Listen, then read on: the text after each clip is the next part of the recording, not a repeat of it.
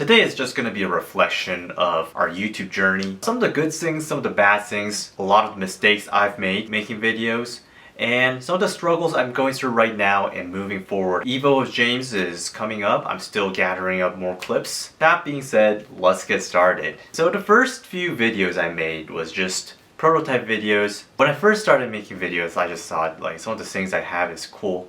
I just wanted to share them. And so I made a room tour video, collection video, and long story short, they were horrible videos. I did that for a month, maybe months and a half, and I quit. And the reason why that happened was I didn't have a good system. I was holding the camera, I was trying to talk while filming. I didn't know about voiceovers back then, and I just didn't have a pre-structured plan of how I'm gonna make a video. So I didn't have any kind of workflow going on. A month and a half later, I have a friend who inspired me to start YouTube again. Number one thing that gave me the biggest struggle was just getting started. That was the hardest part for me. In the beginning, I was like, okay, there's a lot of people making stories, so maybe I should start doing that.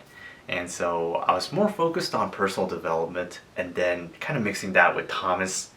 Apparently, it didn't work out as planned, and there's this guy who commented, hey, this is a Tom's Collectibles channel, not a personal development. And he was right. Usually, I feel like with YouTube, people either want to come watch a video either to get entertained or to learn something. And because I started with Tom's Collectibles, I feel like it was more focused on entertainment. And I was like, okay, you're right.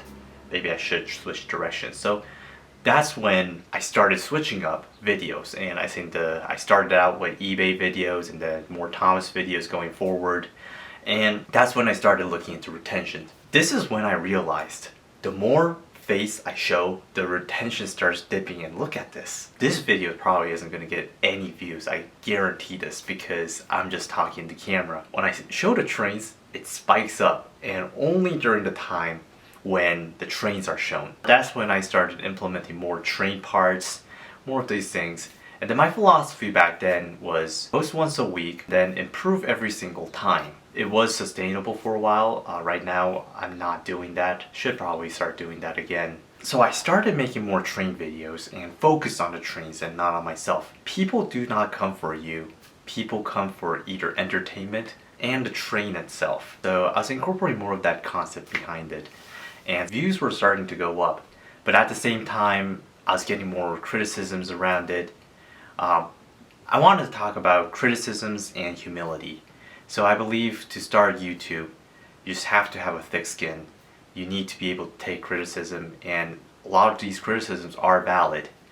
Now there are a lot of trolls too, and it's healthy to kind of balance out the criticisms and the compliment. What hurts the most for me was there were people I used to talk with, and they were the ones, instead of just telling me up front, they would go behind my back and just diss me, saying that I'm mentally ill, and those are the things that really hurt me.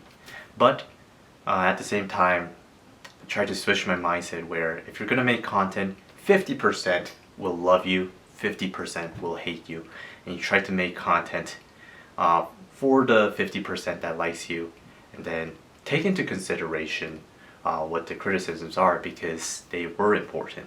And one of the great criticisms I got was misinformation. Misinformation was huge because the iceberg video, there was some stuff I got wrong, and it was just because I heard it somewhere and I didn't really fact check it, and I realized I was wrong. The number one reason why it was even worse was I was saying this is that, suck it in, this is the information I'm gonna feed you guys. And so moving forward, I started texting some people who really know about Thomas. Another criticism I got was not watching the TV show.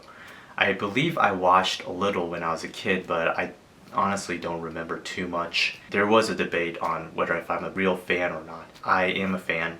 It's more of a nostalgia for me.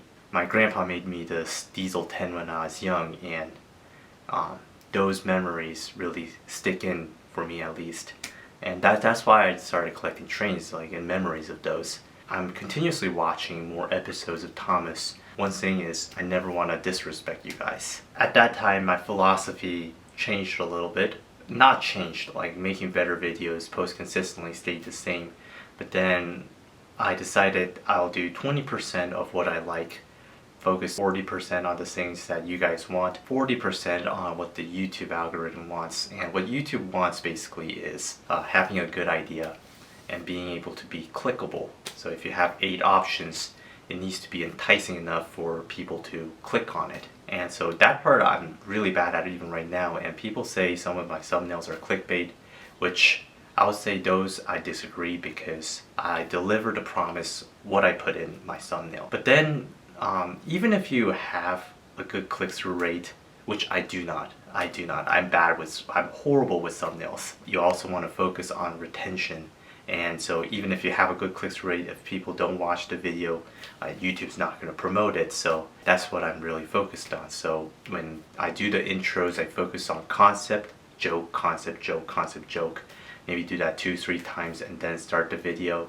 And then like when I say concept, just briefly go over what I'm going to do in the video through the whole thing, so they know I'm going to deliver that promise based upon the thumbnail and title. And then just start the story. The structure of the story I do based upon the lessons I learned from misinformation is, instead of me trying to be the expert telling you guys what this is, not only it gets very boring because I'm just talking about one train explaining things, I thought it would be nice if I kind of start where I don't know things, which I do not.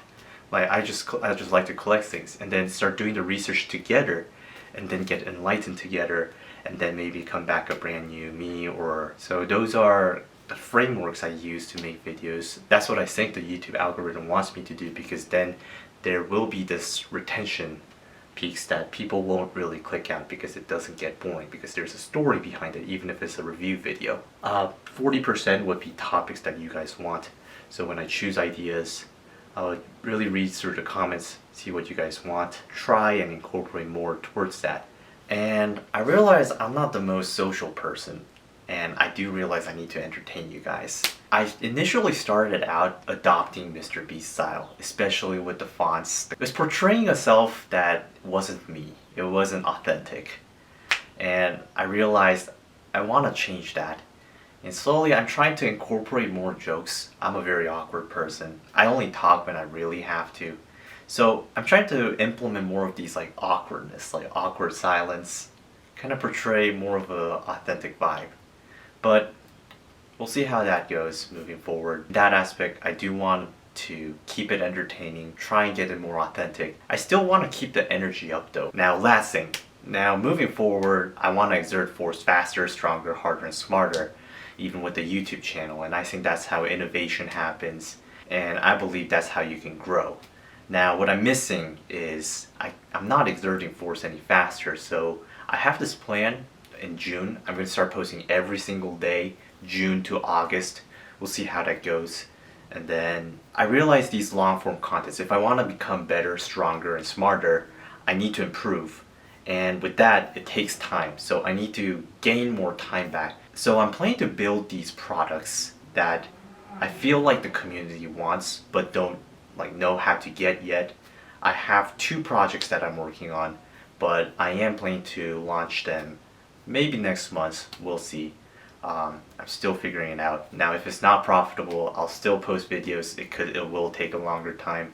Now, if that becomes profitable, I'm planning to use that money to get a videographer and an editor to provide content stronger, harder, smarter, and faster.